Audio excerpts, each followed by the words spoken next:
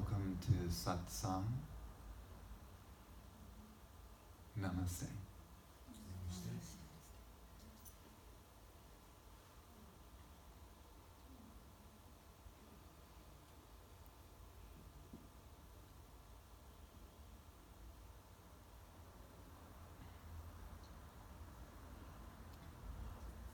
So my name is Brian, and I think I was here 5 years ago. Well, we think you may have been too. Give or take, I'm not so sure. In 2012, my spiritual teacher, Sri Swami Purna Maharaj, spoke to me in a very short, what Indians call a darshan. And in that meeting, he guided me to leave my old life and set out on the road for 3 years and share these gatherings with others. That's how I ended up at Unity here. So that was in 2012. I had at that time been running a successful financial planning business. I had achieved the American dream. I was married.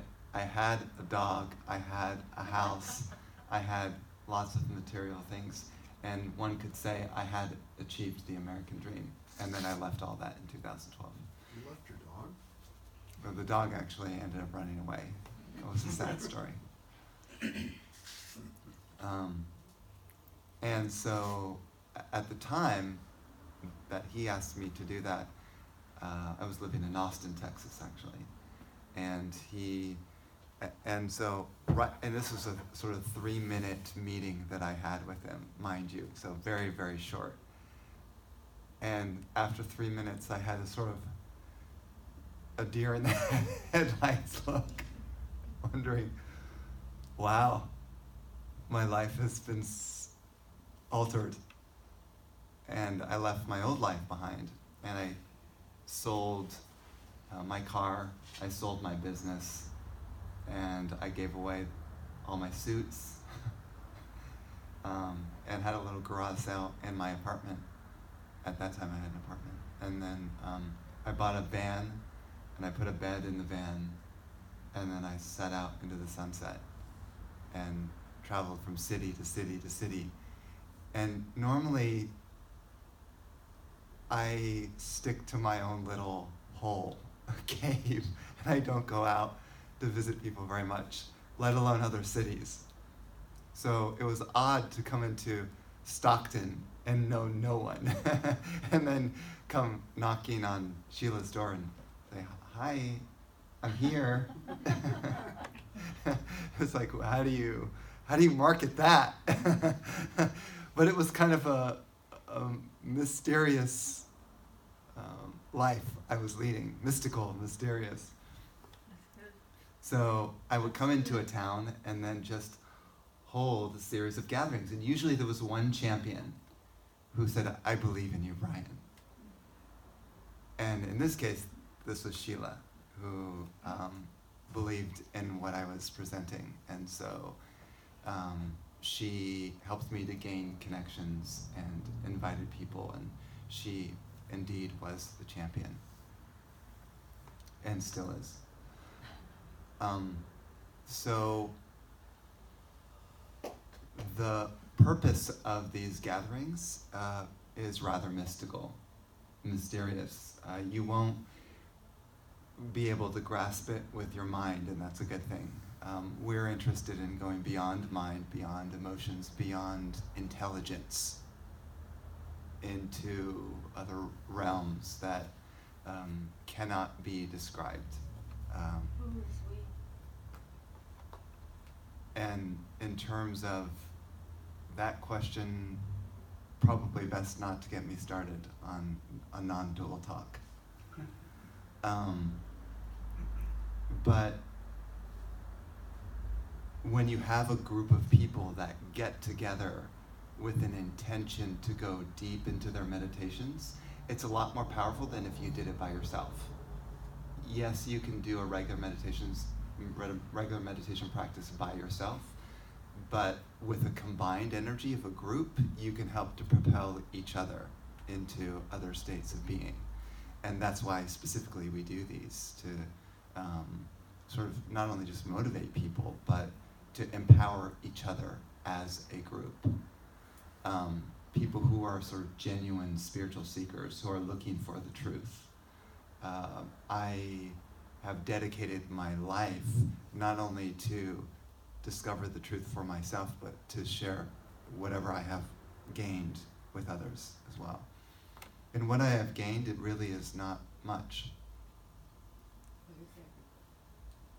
Right? It's not much. Like the information, any information that I give you is sort of meaningless without the experience. You can be entertained in a gathering, but if you're not having a direct inner experience of your being, deeper states of your being, then really what's the point? We were talking about this earlier too. If you have a strong intellect, if you're smart and you have lots of information in your head and you can do lots of things, number one, it doesn't necessarily mean you're happy. Number two, it doesn't mean that you feel the presence or love inside your own heart. So every happiness that you experience on the outside world can be experienced inside, and you don't need any outer stimuli to make it happen. I joke about this. I love chocolate, and I really love pizza, and those can give me some really great states of happiness, but they require an outside substance to pleasure me. And I said, there must be something more than chasing after things my entire life. There must be something more. And that's what's propelled me to go deeper. Not only that, but if the outside world changes, then I become depressed or angry. That doesn't seem fun, to be on sort of this roller coaster of ups and downs of life, depending on how you treat me. If you look at me wrong, then I'll be sad. If you smile at me, I'll be happy. How do I put my power to the outside world and say, it's up to you to make me happy? I said, I'm going to find my inner happiness, my inner being. So this is an exploration of the soul.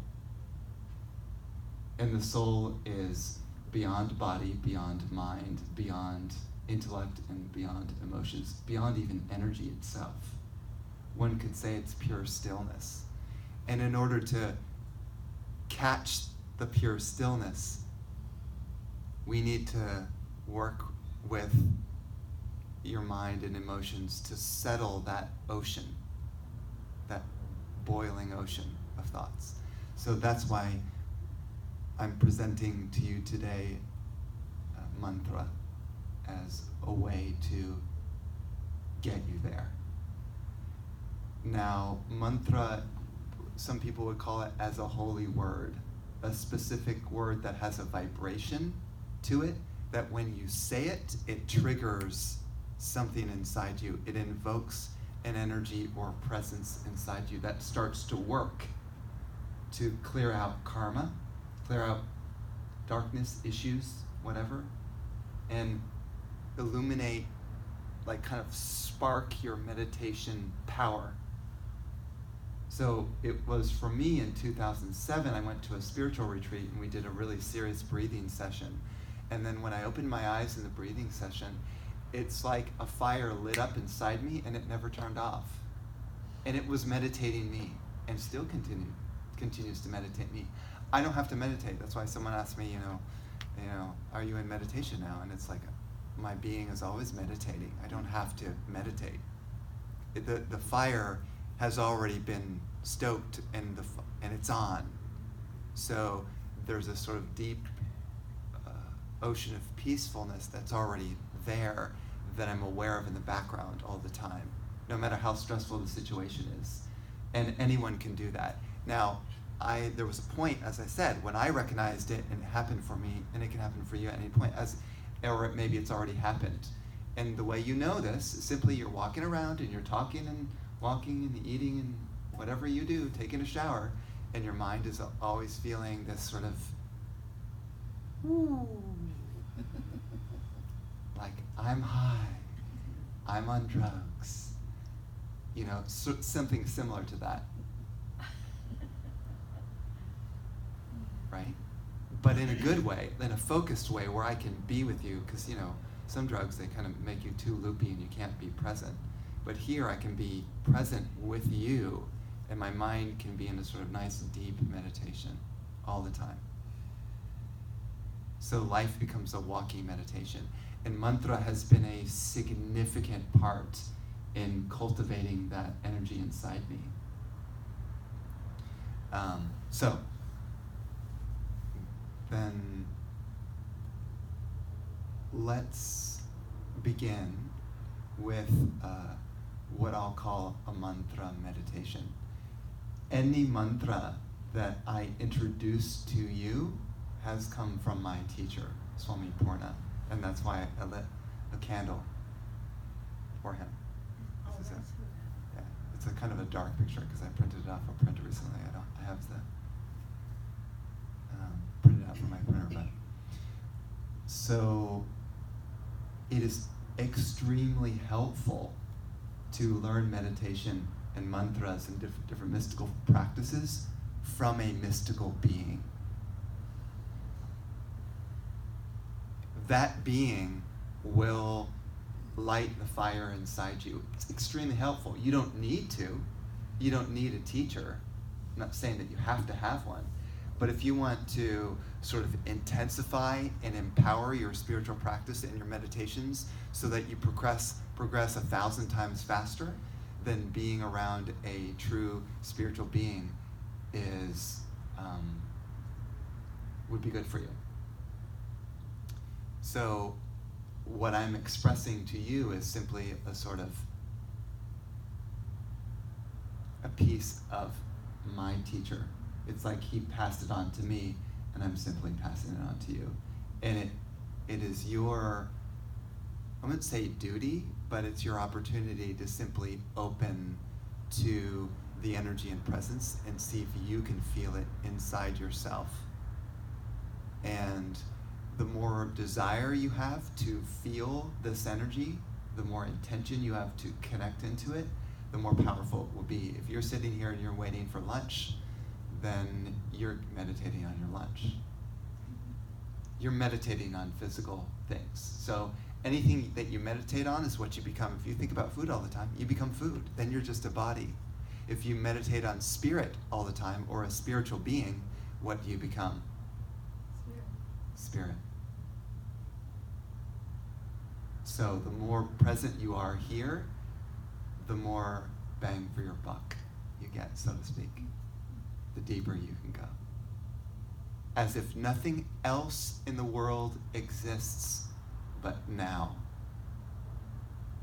And an excellent way to begin your meditation practice is through breath. So we'll start out with a very simple breath to center ourselves.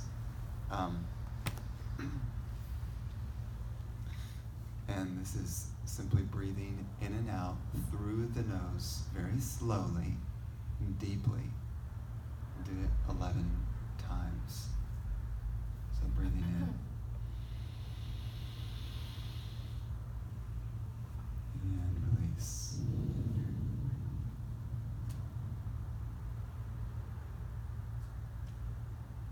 Inhale deeply.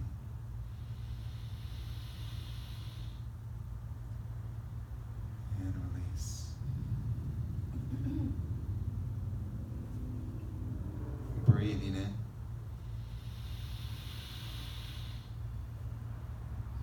Breathing out.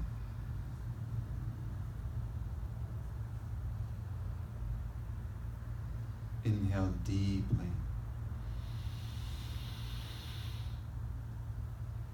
Exhale slowly.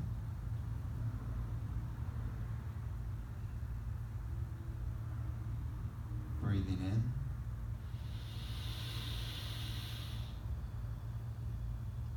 Breathing out.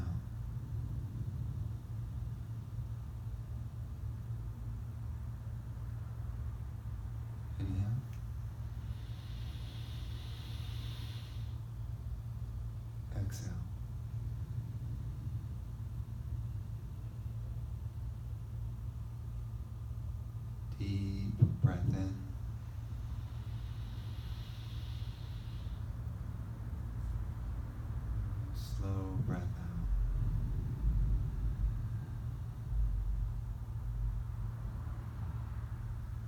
Inhale.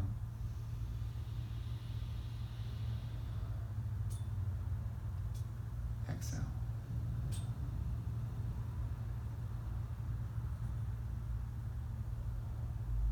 Breathing in.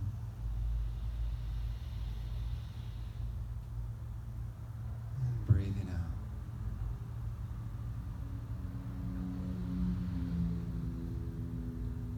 Inhale.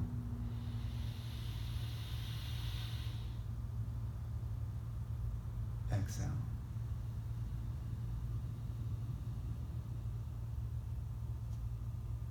And one last deep breath in.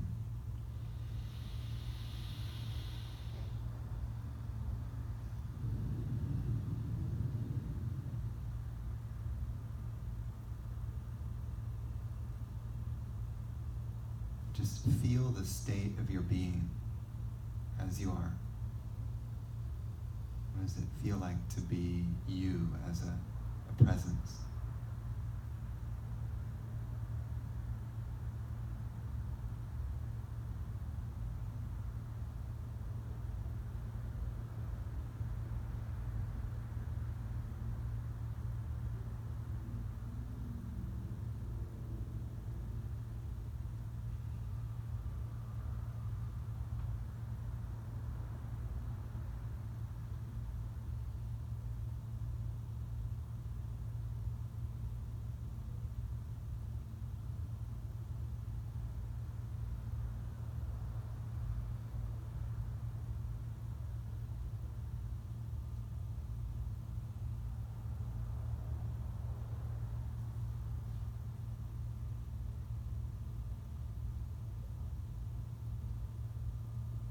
So the first mantra is in honor of bliss. So you can meditate on certain qualities and reach enlightenment through those qualities. And what I mean by that is you can feel happy during the day, but that's not bliss. Bliss is where you're so lost in the joy that you don't feel anything else. You don't hear anything else. You don't smell anything else. Everything is bliss. You open your eyes and you don't see things, objects, separate people. It's like a sea of bliss. And that's divine. Divine means infinite, endless, omnipresent.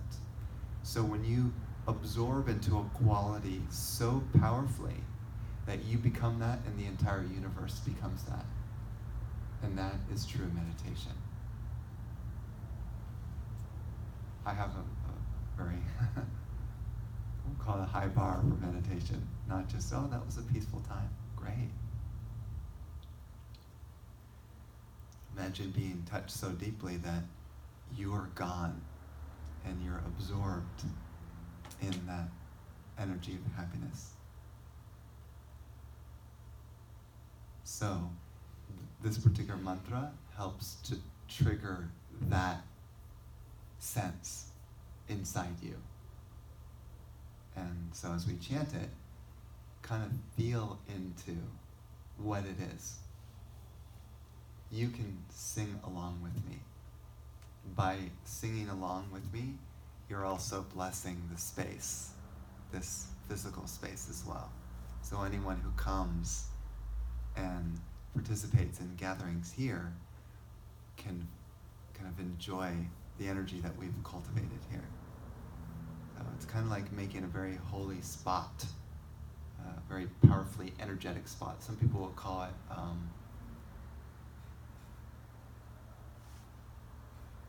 what do they call those places in Sedona? Vortex? A vortex. Yeah. You create your Unity vortex here. So people go, oh, I've heard of that place called Unity in Stockton. I've heard it's a vortex. We need to go there. Like, This is a holy pilgrimage site. That's the idea, creating this space like that.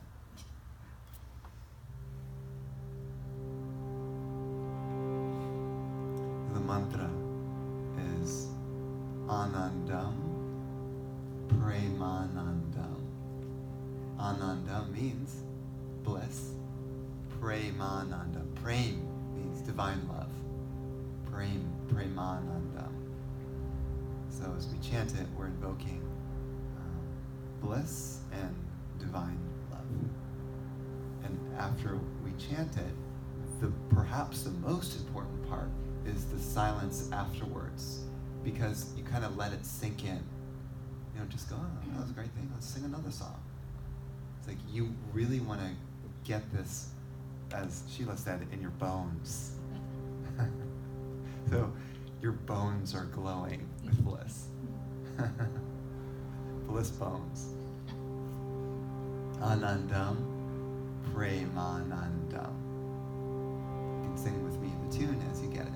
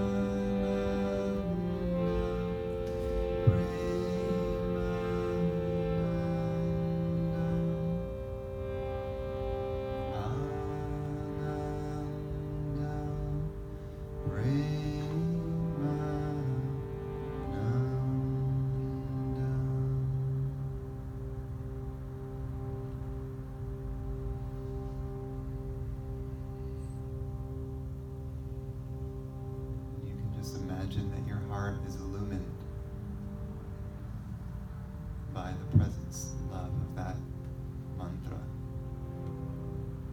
And your heart becoming pure and clear, soft.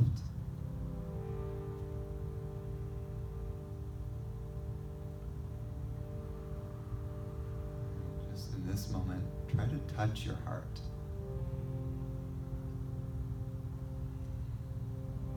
Feel that soft place.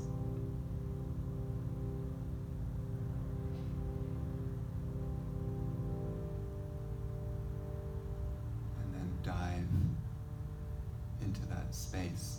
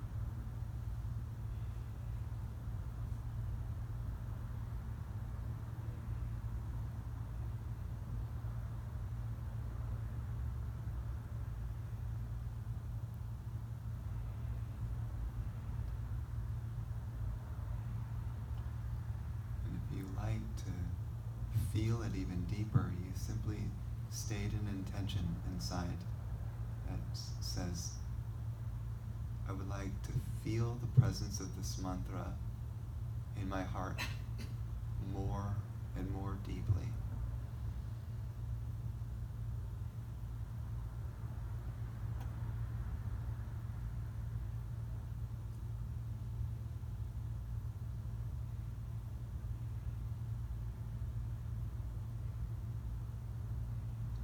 Get the essence of this mantra.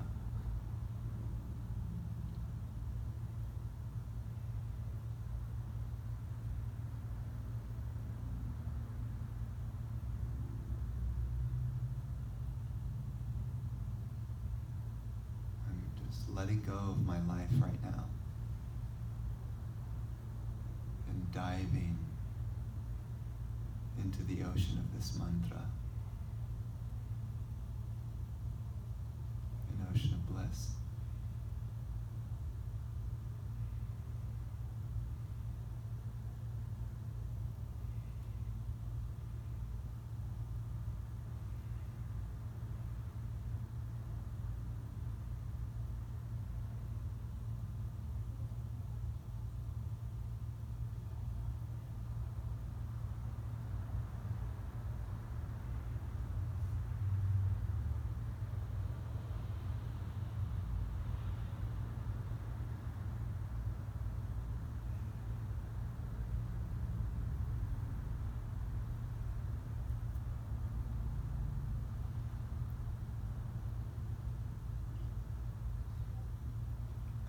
Like this idea of everything is holy now. You can say to yourself that and try to see it, but one way to really get it is to invoke the energy inside you first. If you can spark a presence within you through any of these practices, you will automatically start to feel everything is holy. You won't even have to think, oh, I got to see this as holy. What if you're not saying the words right? Yeah, and that doesn't matter. It's more about where your heart is. Like, you know what I admire the most? Is a sincere spiritual seeker. Someone who is so dedicated to finding their own soul. It doesn't matter whether they do any of the practices right, but they have a burning fire to know the truth. It's not common. But once that energy of fire lights up inside you, every waking moment, even sleeping moment, will be dedicated towards finding divinity. This will be the most important quest of your life, and it will be unquestionable. Most people in the world are chasing after money and goods and things and comforts and all that, and I get that. To some degree we need that. But the mind is dominated in that consciousness, dominated by that. So every day, first you think of is like, let me get my cup of coffee. It's worldly consciousness. It's just how our mind works. We want to feel comfortable. But once you cross over into the spiritual realm, the first thing that you think of when you wake up is everything is God. There's nothing but God. And I am that. This will be every waking moment. And you will be a sort of walking mystery and glowing. People wonder, like, what happened to you? You're glowing. Like, this is sort of the dawning of the spiritual seeker, when that question, who am I, is flowing through you, and you realize yourself to be a great mystery. I'm not the body, I'm not the mind, I'm beyond. Who am I?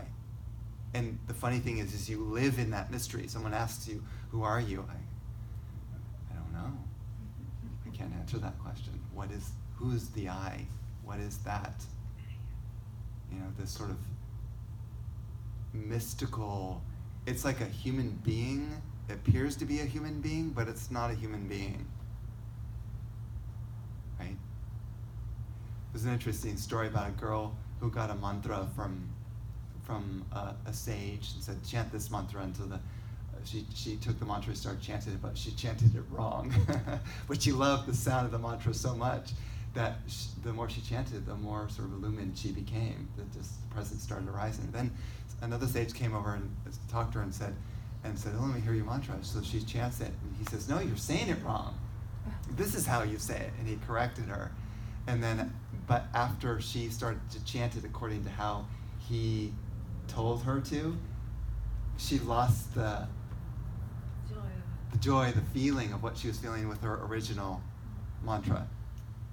So it was more about how she was feeling here as she was chanting it, as opposed to getting it exactly right. Like, I love mantras, right? They're my favorite thing to do. Every day I'm thinking about mantras. I'm in my car driving 8 hours a day, taxiing people, and I'm listening to mantras all day long, constantly. What? In your head? No, I've got it going, Oh. playing aloud in the car. Some people may not appreciate that and give me a low rating. Yes.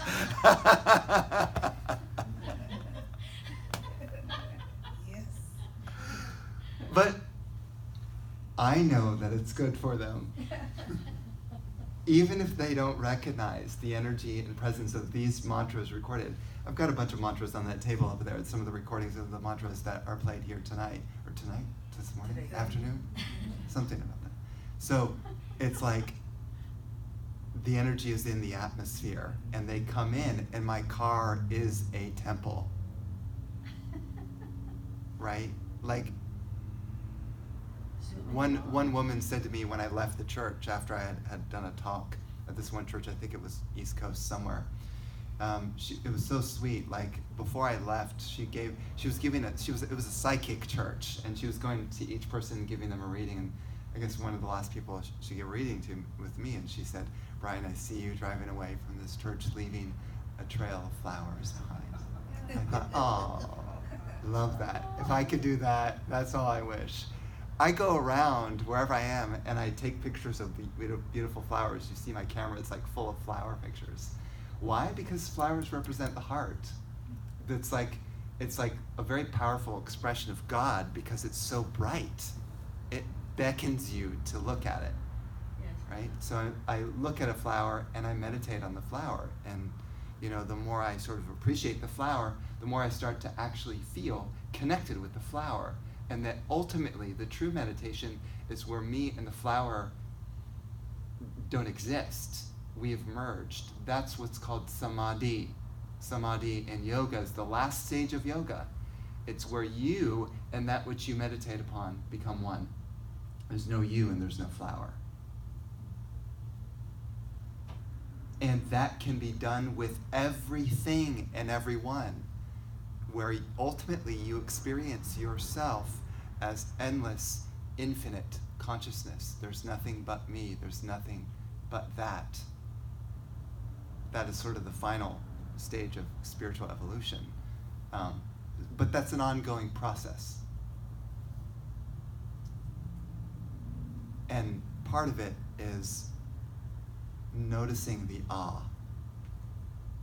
Like, what about this thing is so special? You just contemplate that. And the more you see the specialness in the person or whatever you're dealing with, the more connected you feel with them. If you walk around and have a critical eye for everything, you're going to feel separation. Yes, I'm the best critic in the world. I can criticize anyone and figure out what's wrong with them.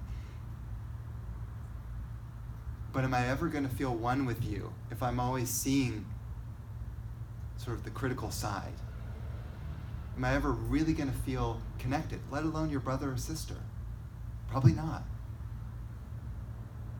So my goal for me is to ultimately recognize the soul within you as it is within me, as the same pure being that is in all of creation. If I could feel and know that and see that, I wouldn't have any problems anymore. Someone crashes into my car. I crashed in myself, crashing into myself. There's no problem here. Someone insults me. Ha ha ha. Myself insulting myself. There's no problem because everything is me. Is there anything to fear? If everything is me, is there anything to fear? A tiger is chasing me. It's me chasing myself. I mean, I would still probably run away to protect the body, but I would recognize it's kind of like this. This is a very fascinating contemplation. Imagine when you go to sleep at night and you have a dream of all the characters in your dream, but they're all you, are they not? Because they're all coming from your own mind. So it's all you. But you're running away from the tiger in your dream and getting really scared and experiencing legitimate fear. Why? Because you don't know inside the dream that it's all you. You don't know. So you're scared.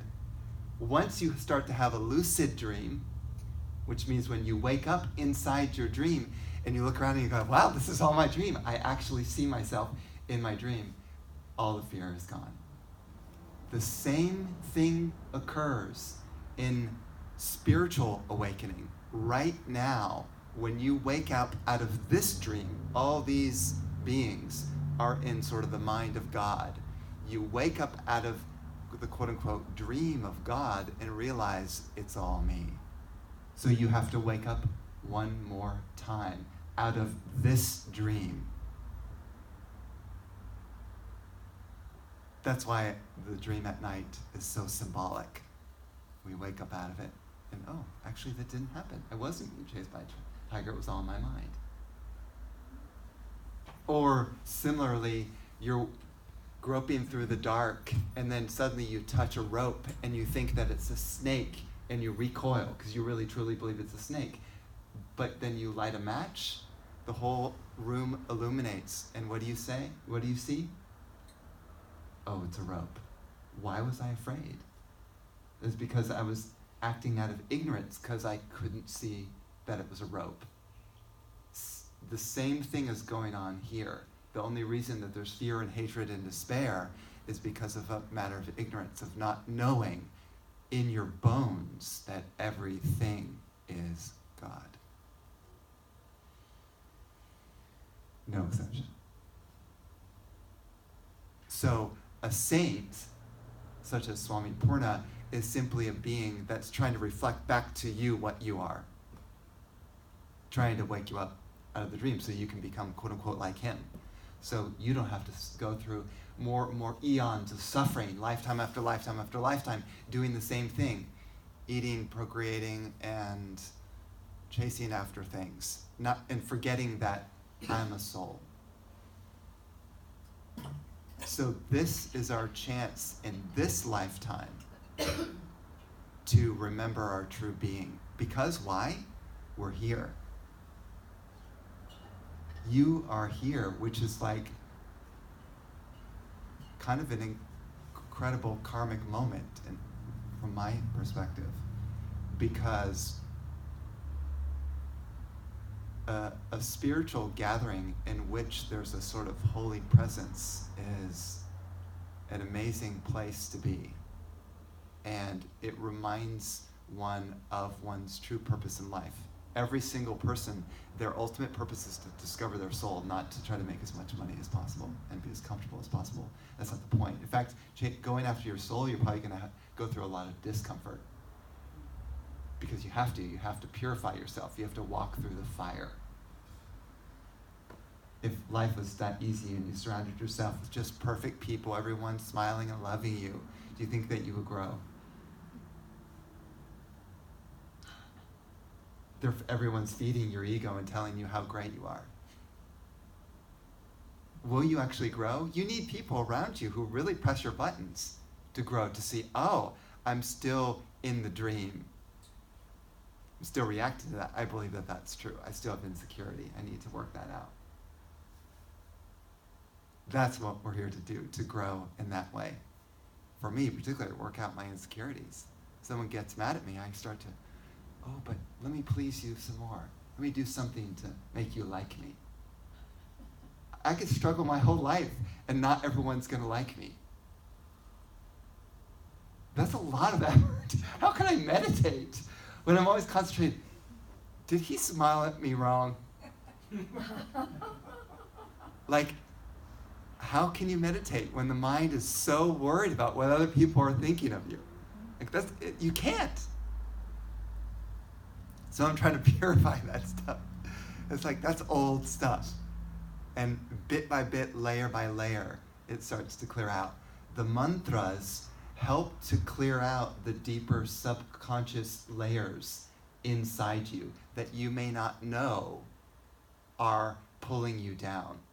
In other words, you could contemplate on your issues all day long, but it doesn't mean that you can get to the depths of your subconscious being where your true issues lie, your true fears, your true problems.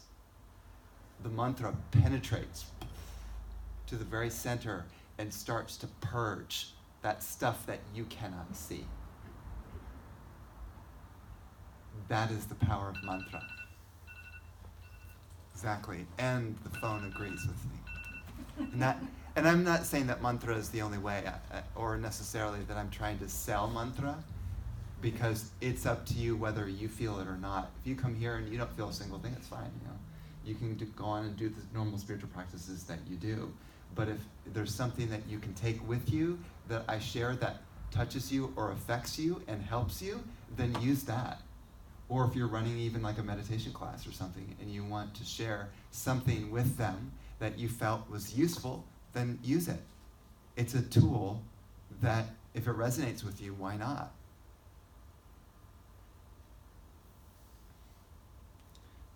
So,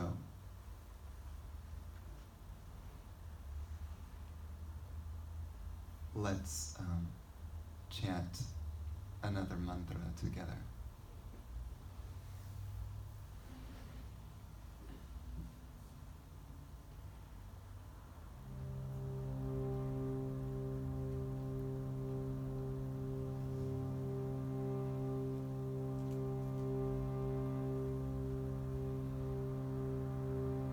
So this mantra is for the awakening of the soul.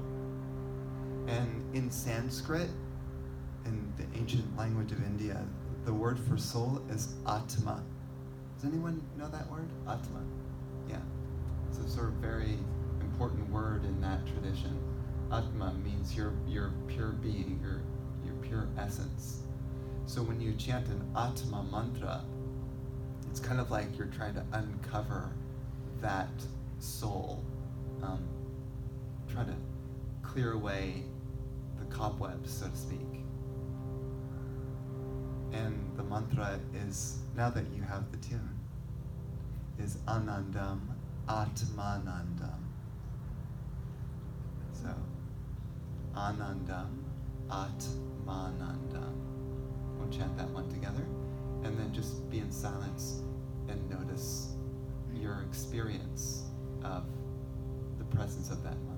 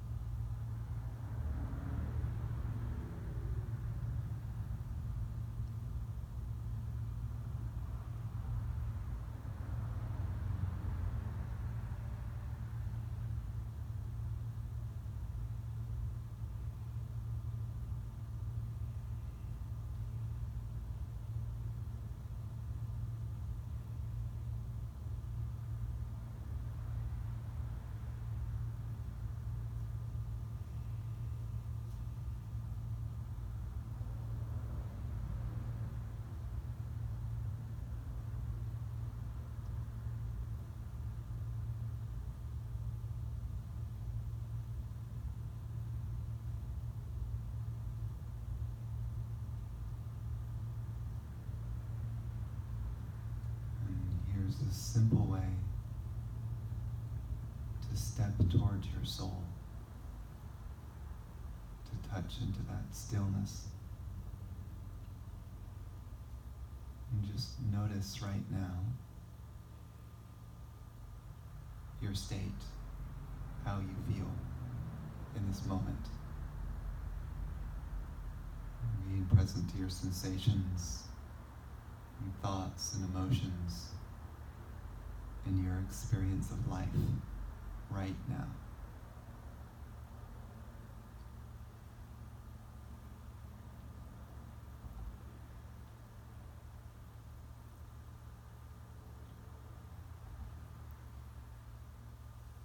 And all of these experiences that you are having right now, just let them go. Let them fall away. None of them are important right now. So let them pass.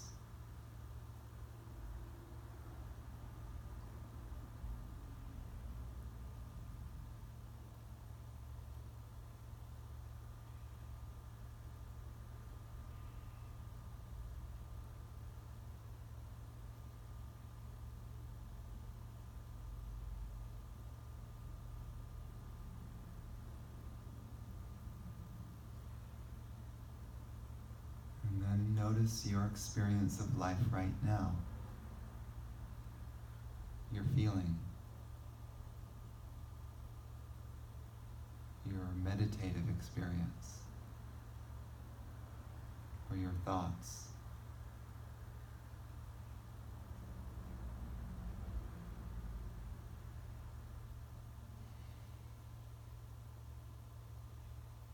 And just say to yourself right now, this experience is not the ultimate truth.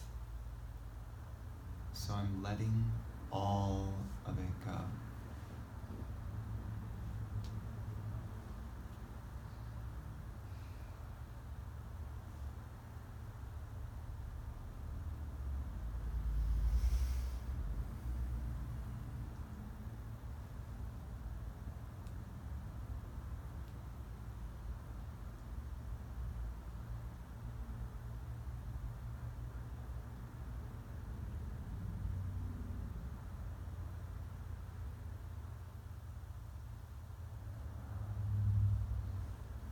And then notice your experience of you, your feeling of location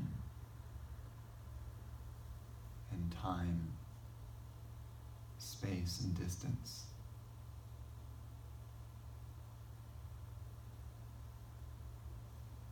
Any sense of those feelings, just let them all go. None of it is important right now.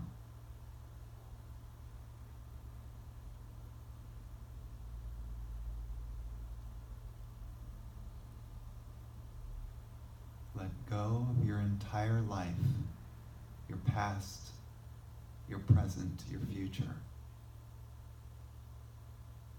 None of that is important either. Let it just dissolve.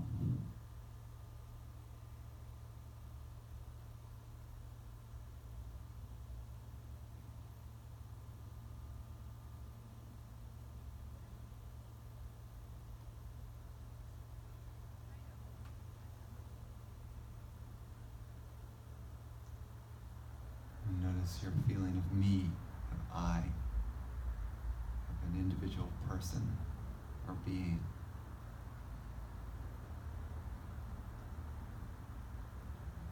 Of identity.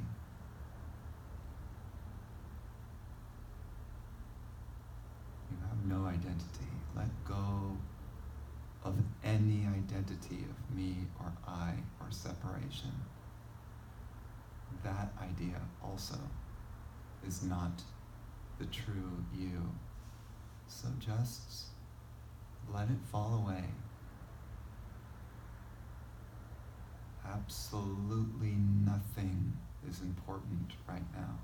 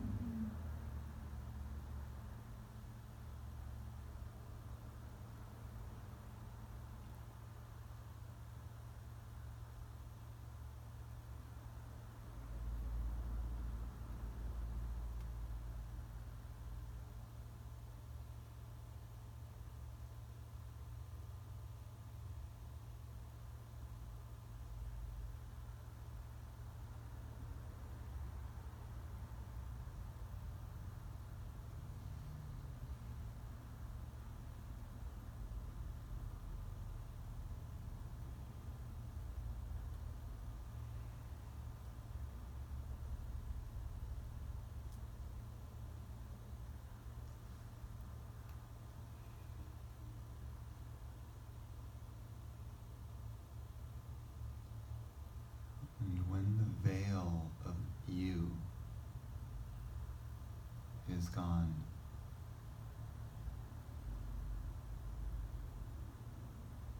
then your bubble is gone.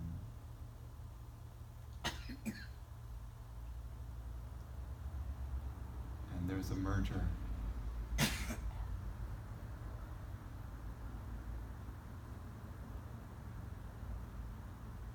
Then there are no more words, no more ideas, no thoughts.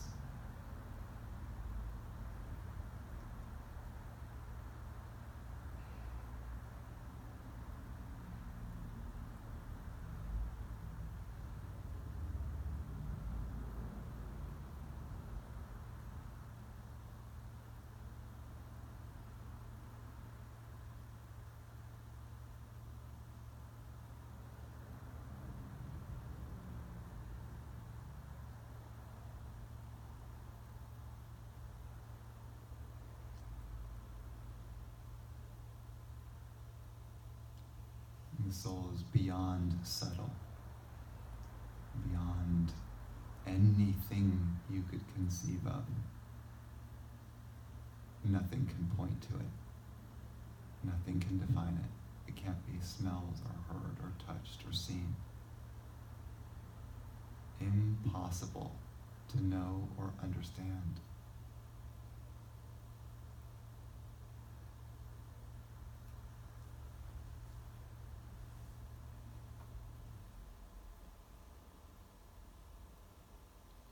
So we just give up.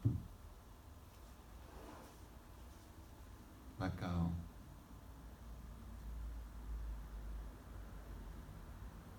Let go of all the costumes, pretensions.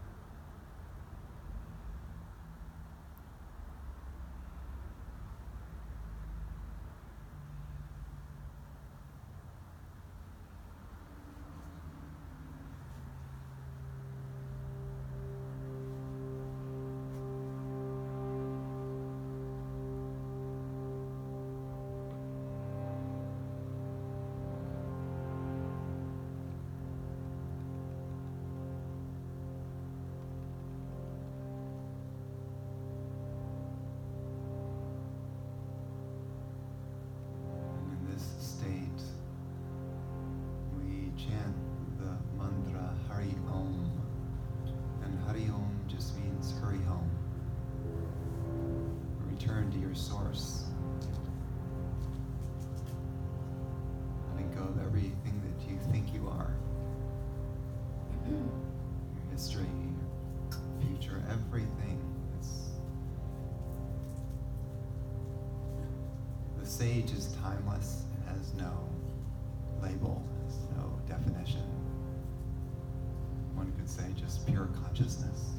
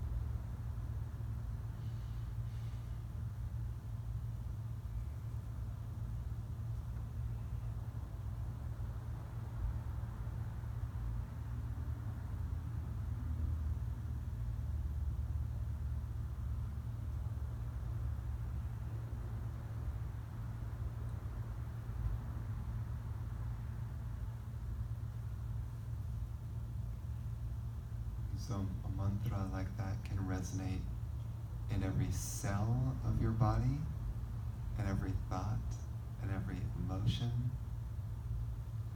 in your intellect. It's like a tidal wave that washes through your entire being and transforms you from the inside out. And all you have to do is sit and quote unquote receive and open. That's all.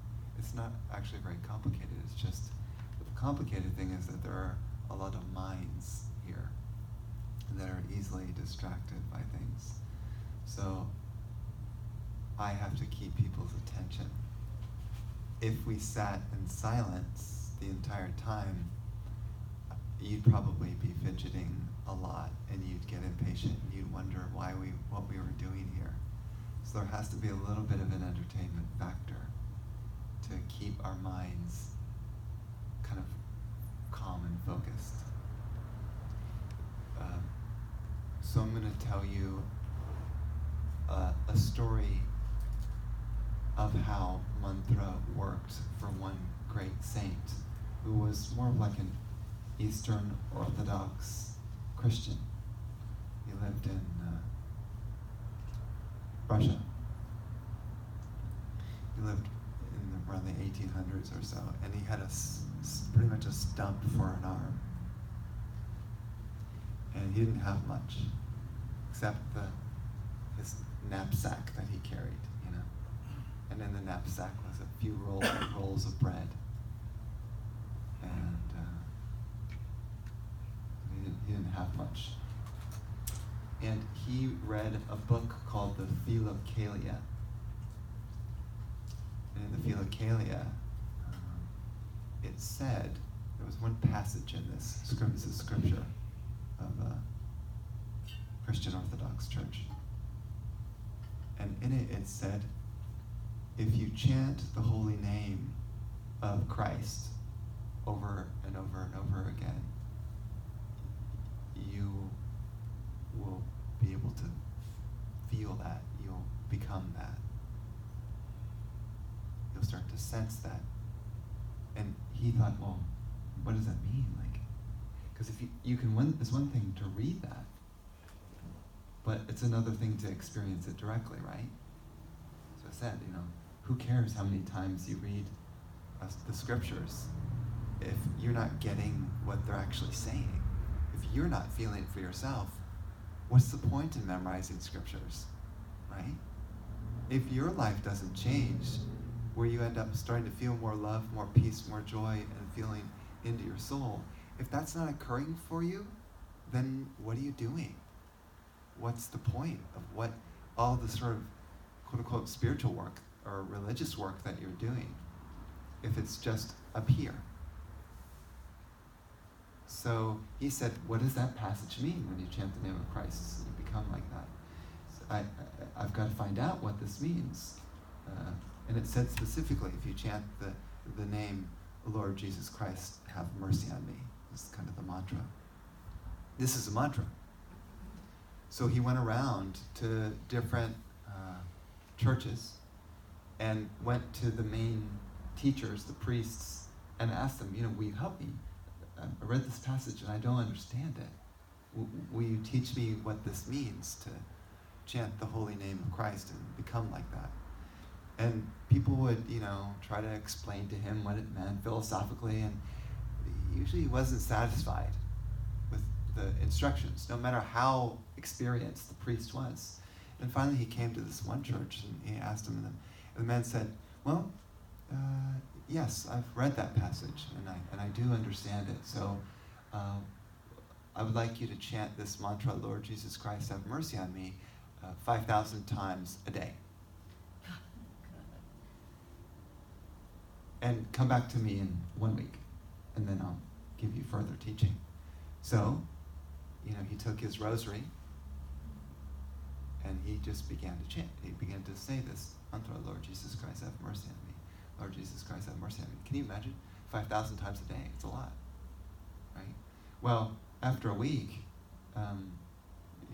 he barely made it, with enough sleep. And then he came back to the man. He says, well, I've tried what you said, and I'm not sure about it, but I like what you're teaching me. Somehow he kind of felt into this priest that it wasn't just a normal priest.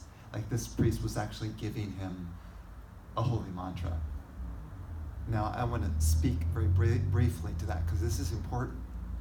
When you receive a mantra from a true holy person, from a person who is in a spiritual state, and then you chant that mantra, it will have a far greater effect than if you just read the mantra somewhere in a book, even in the Bible, and you just said, well, I'm just going to read this and I'm going to chant it.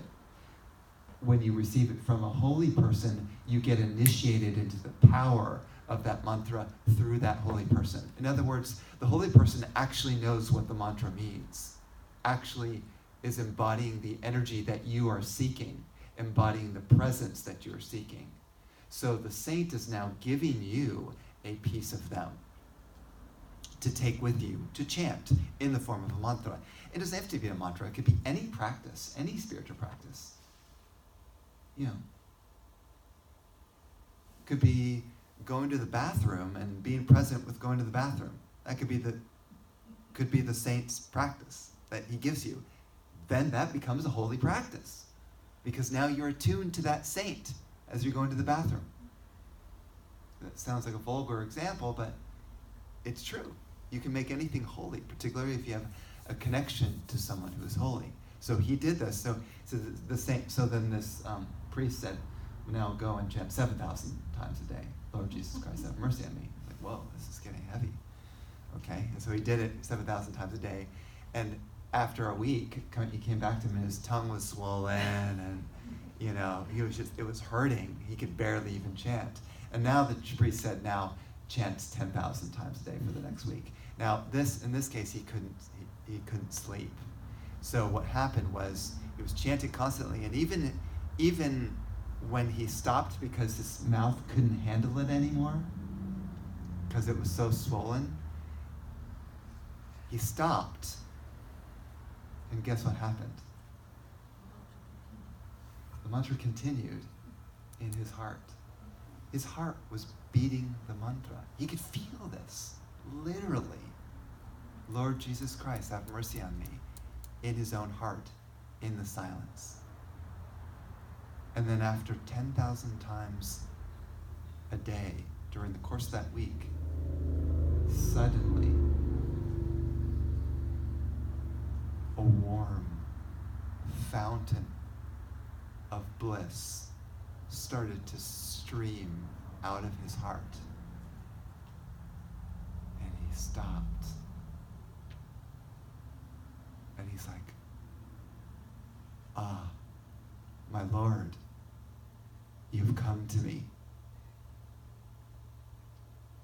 You've come to me at last. You've awoken my soul. And thus, everything is holy now." Because forever then, ever since then, the bliss just continued to flow as a fountain in his heart and grew stronger. And the living Christ had awakened inside him and was always going. This is the power of mantra.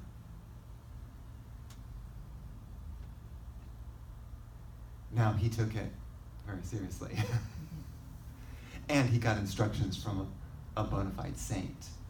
But see, this man recognized who was a saint and who wasn't. He could feel, you know, if you really go deep inside. Now, a person who is extremely focused on worries about the outside world may not recognize it. It may take them a while. But if they start to soften themselves and work on developing virtues and doing some spiritual practices and breathing, one becomes more and more softened, and then there's more awareness and quietness inside. So then, when you're around a true saint, you feel something, and you go, that's the person I need to get a mantra from. That's the being that I need to learn from. I can feel there's something different from them than the normal person, the quote-unquote normal worldly person. I will learn from them. And when you learn from such a being, you become like that being, ultimately. And there are many, many stories. I mean, you guys know some of the stories of like Rumi and Kabir. They had their gurus. They met saints who they immediately connected with and said, yes, let me learn from them. And as they studied intensely with that saint, they merged with that being, and then they became holy. That's the idea.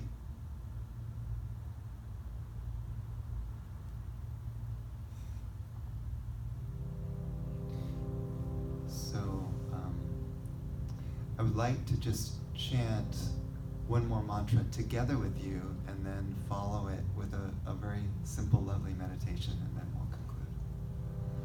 So this one, I like to introduce very, very simple mantras so that you can do it yourself, because if I give you a very long mantra, you might think twice.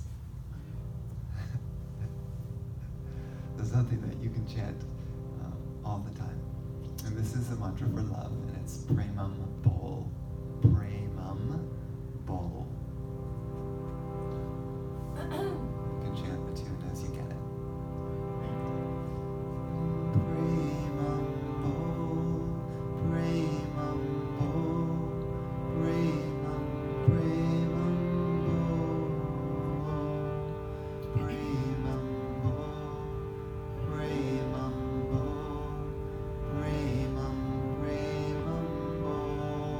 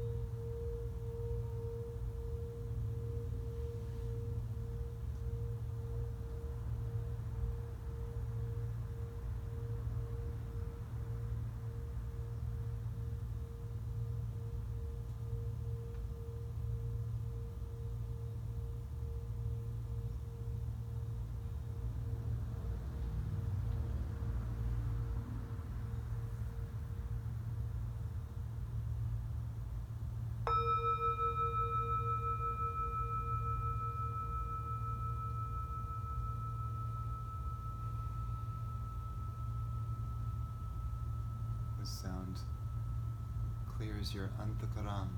Your antakaran is your inner space. It's the deepest part of your being. You just feel into it.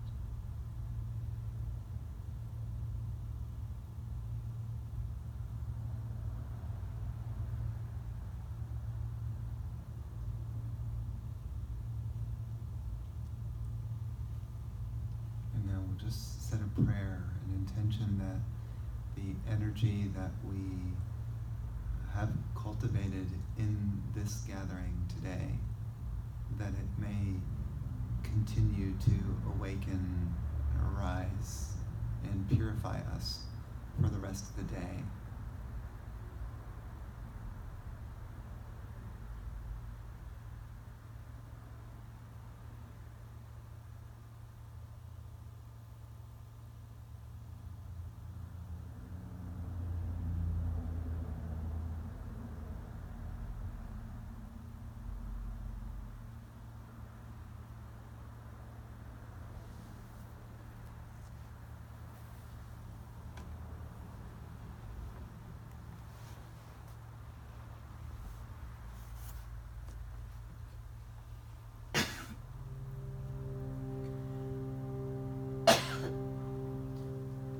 So just let the final mantras wash over you. These mantras are in honor of my teacher, Sri Sri Sri Swami Purna Maharaj, who really inspired me to do this, to share this. So I'm eternally grateful for him and his presence in my life, and grateful for his blessings in these gatherings. So just listen, enjoy, feel.